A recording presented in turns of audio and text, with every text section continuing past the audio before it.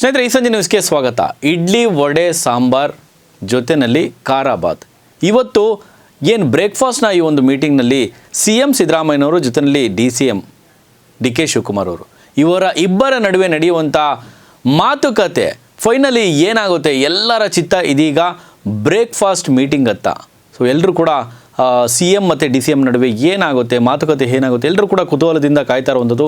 ನೋಡಿ, ಎಲ್ಲರೂ ಕೂಡ ಬ್ರೇಕಿಂಗ್ ನ್ಯೂಸು, ರಾಜಕೀಯ ಪಂಡಿತರುಗಳು ಕೂಡ ಕಾಯ್ತಾ ಇರುವಂಥದ್ದು ಏನಾಗುತ್ತೆ. ಎಸ್, ಫೈನಲಿ ಏನೂ ಆಗೋದಿಲ್ಲ.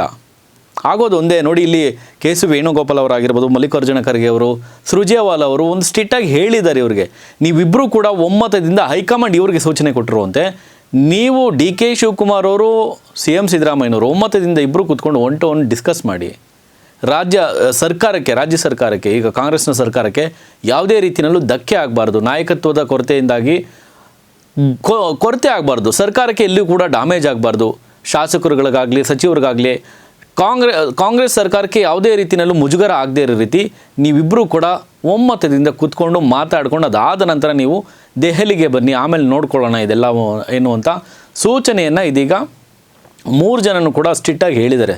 ಸಿದ್ದರಾಮಯ್ಯನವ್ರಿಗೆ, DK ಶಿವಕುಮಾರ್ ಅವ್ರಿಗೆ, ಸುರ್ಜೇವಾಲಾ ಅವರು, KC ವೇಣುಗೋಪಾಲ್ ಅವರು, ಮಲ್ಲಿಕಾರ್ಜುನ ಖರ್ಗೆ ಅವರು. ಇದು ಹೈಕಮಾಂಡ್ನ ಸೂಚನೆ ಮೇರೆಗೆ ಇವರಿಬ್ಬರಿಗೂ ಕೂಡ ಈಗ ಒಂದು ನಿದರ್ಶನ ಕೊಟ್ಟಿರುವಂಥದ್ದು. ಹಂಗಾಗಿ ಇವತ್ತು DCM ಮತ್ತು CM ಇಬ್ಬರು ಕೂಡ ಒಮ್ಮತದಿಂದ ಕೂತ್ಕೊಂಡು ಏನು ಮಾತನಾಡ್ತಾರೆ, ಇಡ್ಲಿ, ವಡೆ, ಸಾಂಬಾರ್ ಜೊತೆಯಲ್ಲಿ ಖಾರ ಬಾತ್ ಏನಿರುತ್ತೆ ಅನ್ನುವಂಥದ್ದು ಎಲ್ರಿಗೂ ಕೂಡ ಕುತೂಹಲ. ಫೈನಲಿ ನೋಡಿ, CM ಸಿದ್ದರಾಮಯ್ಯನವರಾಗಲಿ ಅಥವಾ DK ಶಿವಕುಮಾರ್ ಅವರಾಗಲಿ ಹಠವಾದಿ ಜೊತೆಯಲ್ಲಿ ಟ್ರಬಲ್ ಶೂಟರ್, ಇವರಿಬ್ಬರ ನಡುವೆ ಇನ್ನೇನು ನಡೀಬೋದು ಮಾತುಕತೆ ಅಂಥದ್ದು ಎಂಥದ್ದು ನಡೆಯೋದಕ್ಕೆ ಸಾಧ್ಯನೇ ಇಲ್ಲ. ಯಾಕೆ ಏನು ನಡೆಯೋದಕ್ಕೆ ಸಾಧ್ಯ ಇಲ್ಲ ಅಂತ ಹೇಳ್ತೀವಿ ಅಂದರೆ, ಭಾಳ ಬಲವಾಗಿ ಜನವರಿ ಅಂತ್ಯದ ವೇಳೆಗೆ ಇದೇ ದೇವರಾಜ್ ಅರಸು ಅವರ ಆ ಒಂದು ದಾಖಲೆಯನ್ನು CM ಸಿದ್ದರಾಮಯ್ಯನವರು ಸರಿಗಟ್ತಾರೆ. ಅಲ್ಲಿಯವರೆಗೂ ಕೂಡ ಯಾವುದೇ ಕಾರಣಕ್ಕೂ CM ಸಿದ್ದರಾಮಯ್ಯನವರು ತಮ್ಮ ಪಟ್ಟನ್ನು ಸಡಿಲ ಮಾಡೋದಕ್ಕೆ ಸಾಧ್ಯನೇ ಇಲ್ಲ ಎನ್ನುವಂಥ ವಾದವನ್ನು ರಾಜಕೀಯ ಪಂಡಿತರು ಮಂಡಿಸ್ತಾ ಇರುವಂಥದ್ದು. ಅಫ್ಕೋರ್ಸ್ ಸಿದ್ದರಾಮಯ್ಯನವರು ಕೂಡ ಪಕ್ಷಕ್ಕೋಸ್ಕರ ಹೇಳ್ಬೋದು, JDSನಿಂದ ಬಂದರು, ಅದು ಇದು ಮತ್ತೊಂದು ಮಗದೊಂದು. ಬಟ್ ಏನೇ ಆದರೂ ಕೂಡ ಕಾಂಗ್ರೆಸ್ BJP ಆಳ್ವಿಕೆ ಇರುತ್ತೆ, ಕಾಂಗ್ರೆಸ್ ಅಸ್ತಿತ್ವವೇ ಕಳ್ಕೊಂಡಿರುತ್ತೆ. ಅಂಥ ಸಂದರ್ಭದಲ್ಲಿ ಒಂದು ಮರು ಜೀವವನ್ನು ನೀಡಿದಂಥ ಒಬ್ಬ ಅಹಿಂದ ನಾಯಕ, ಅಹಿಂದ ಮೂಲಕ ಒಂದು ಅತಿ ದೊಡ್ಡ ರಾಜ್ಯದಲ್ಲಿ ಅಹಿಂದ ಆಗಿರ್ಬೋದು ಅಥವಾ ಬಳ್ಳಾರಿ ಪಾದಯಾತ್ರೆ ಆಗಿರ್ಬೋದು, ಇಂತಹ ಅದ್ಭುತವಾದಂಥ ಒಂದು ಕಾರ್ಯಕ್ರಮಗಳ ಮೂಲಕ ರಾಜ್ಯದಲ್ಲಿ ಕಾಂಗ್ರೆಸ್ಗೆ ಮರುಹುಟ್ಟನ್ನು ತಂದುಕೊಟ್ಟಂಥ ಒಬ್ಬ ಪ್ರಬಲವಾದಂಥ ಅಹಿಂದ ನಾಯಕ CM ಸಿದ್ದರಾಮಯ್ಯ ಅಷ್ಟು ಸುಲಭಕ್ಕೆ ತಮ್ಮ ಅಧಿಕಾರವನ್ನು ಬಿಟ್ಕೊಡೋದಕ್ಕೆ ಸಾಧ್ಯ ಇಲ್ಲ.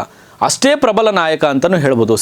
ಸಿದ್ದರಾಮಯ್ಯನವರ ನಂತರ ಕಾಂಗ್ರೆಸ್ನಲ್ಲಿ ಇರ್ತಕ್ಕಂಥ ಅಷ್ಟೇ ಪ್ರಬಲವಾದಂಥ ಒಬ್ಬ ಸಂಘಟನಾ ಚತುರ, ಒಬ್ಬ ಟ್ರಬಲ್ ಶೂಟರ್. ಪ್ರತಿ ಬಾರಿ ಕಾಂಗ್ರೆಸ್ಗೆ ಸಂಕಷ್ಟ, ಹೈಕಮಾಂಡ್ ಮಟ್ಟದಲ್ಲೂ ಕೂಡ ಕಾಂಗ್ರೆಸ್ಗೆ ದೇಶದಲ್ಲಿ ಯಾವುದೇ ರಾಜ್ಯದಲ್ಲಾಗಲಿ ಆದರೂ ಕಾಂಗ್ರೆಸ್ ಸಂಕಷ್ಟಕ್ಕೆ ತಗಲಾಕೊಂಡಂಥ ಸಂದರ್ಭದಲ್ಲಿ ಇದೇ ಟ್ರಬಲ್ ಶೂಟರ್ ಎಂಟ್ರಿ ಆಗ್ತಾರೆ. ಕಾಂಗ್ರೆಸ್ನ ಸಂಕಷ್ಟದಲ್ಲಿ, ಪ್ರತಿಯೊಂದು ಸಂಕಷ್ಟದಲ್ಲೂ ಅಫ್ಕೋರ್ಸ್ ಯಾರೊಬ್ಬರು ಕೂಡ ಅದನ್ನು ಅಲ್ಲಗಳೆಯೋದಕ್ಕಾಗೋದಿಲ್ಲ. ಆದರೆ ಇಲ್ಲಿ CM ಸಿದ್ದರಾಮಯ್ಯನವರು ತಮ್ಮ ದಾಖಲೆ ಇದೆಯಲ್ಲ, 7.5 ವರ್ಷದ ದಾಖಲೆ, ಅದನ್ನು ದೇವರಾಜ್ ಅರಸು ಅವರ ಆ ಒಂದು ದಾಖಲೆ ಮುರಿಯೋವರೆಗೂ ಯಾವುದೇ ಕಾರಣಕ್ಕೂ ಸಿದ್ದರಾಮಯ್ಯನವರು ಬಿಟ್ಕೊಡುವಂತಿಲ್ಲ. ಇವತ್ತು ಕೂಡ ಇಡ್ಲಿ, ವಡೆ, ಸಾಂಬಾರ್ ಜೊತೆಯಲ್ಲಿ ಈ ಖಾರ ಬಾತ್ ಏನಾಗಿರುತ್ತೆ ಬ್ರೇಕ್ಫಾಸ್ಟ್ ಮೀಟಿಂಗಲ್ಲಿ ಅಂದರೆ, ಯಾವುದೇ ಕಾರಣಕ್ಕೂ CM ಸಿದ್ದರಾಮಯ್ಯನವರು ತಮ್ಮ ನಿಲುವನ್ನು ಬದಲಾಯಿಸೋದಕ್ಕೆ ಸಾಧ್ಯವೇ ಇಲ್ಲ.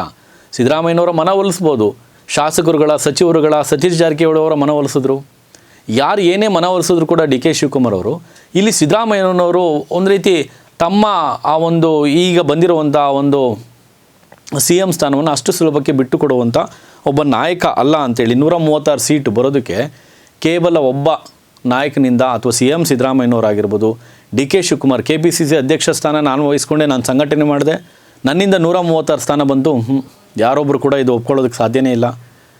G. ಪರಮೇಶ್ವರ್ ಅವರು ಅದನ್ನು ಹೇಳಿದ್ದು, ಸತೀಶ್ ಜಾರಕಿಹೊಳಿ ಅವರು ಅದನ್ನು ಹೇಳಿದ್ದು, ಇದೇ ಬಹುಶಃ ಈ ಒಂದು ಸಿಟ್ಟಿನಿಂದಲೇ KN ರಾಜಣ್ಣ ಅವರು ಹೇಳಿದ್ದು ಅನಿಸುತ್ತೆ, ಸರ್ಕಾರ ವಜಾಗೊಳಿಸ್ಬಿಟ್ಟು ನಡೀರಿ ಚುನಾವಣೆಗೆ ಹೋಗೋಣ, DK ಶಿವಕುಮಾರ್ ಅವ್ರ ನೇತೃತ್ವದಲ್ಲಿ 150 ಸೀಟ್ ಮೂಲಕ ನಾವು ಬಹುಮತ ಪಡ್ಕೊಂಡು ಮತ್ತೆ ಸರ್ಕಾರ ರಚನೆ ಮಾಡೋಣ ಅಂತೇಳಿ ಎಲ್ಲ ಒಂದು ರೀತಿ ವ್ಯಂಗ್ಯ ಮಾಡುವ ರೀತಿಯಲ್ಲಿ ಹೇಳರ KN ರಾಜಣ್ಣ ಹಿರಿಯ ನಾಯಕರು ಕೂಡ ಹೌದು.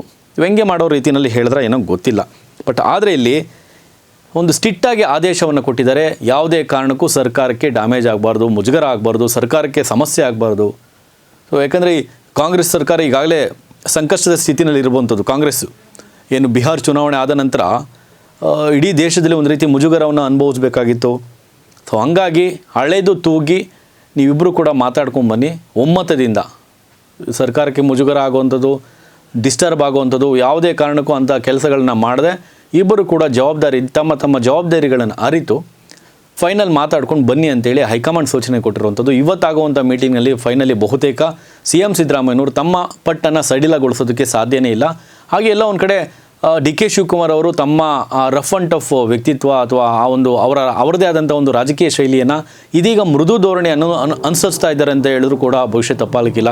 DK ಶಿವಕುಮಾರ್ ಒಂದು ರೀತಿ ಟ್ರಬಲ್ ಶೂಟರು, ತುಂಬ ಅಗ್ರೆಸಿವ್ ಆಗಿ ಎಲ್ಲ ಕಡೆ ಹೋಗ್ತಾಯಿದ್ರು. ಸಂಘಟನೆ ದೃಷ್ಟಿನಲ್ಲಾಗಿರ್ಬೋದು, ಪಕ್ಷದ ದೃಷ್ಟಿನಲ್ಲಿ ಎಲ್ಲ ಕಡೆ ಕೂಡ ಅಗ್ರೆಸಿವ್ ಆಗಿ ಕಾಣಿಸ್ಕೊಳ್ತಾಯಿದ್ರು. ಬಟ್ ಈಗ ಎಲ್ಲ ಒಂದು ಕಡೆ ಆ ಒಂದು ಪ್ರಬುದ್ಧತೆ, ಆ ಒಂದು ಜವಾಬ್ದಾರಿಯನ್ನು ಅರಿತು ಭಾಳ ಸರ್ಕಾರಕ್ಕೆ ಅಥವಾ ಕಾಂಗ್ರೆಸ್ಗೆ ಎಲ್ಲೂ ಕೂಡ ಮುಜುಗರ ಆಗದೇ ರೀತಿಯಲ್ಲಿ ನಡ್ಕೊಳ್ತಾ ಇದ್ದಾರೆ.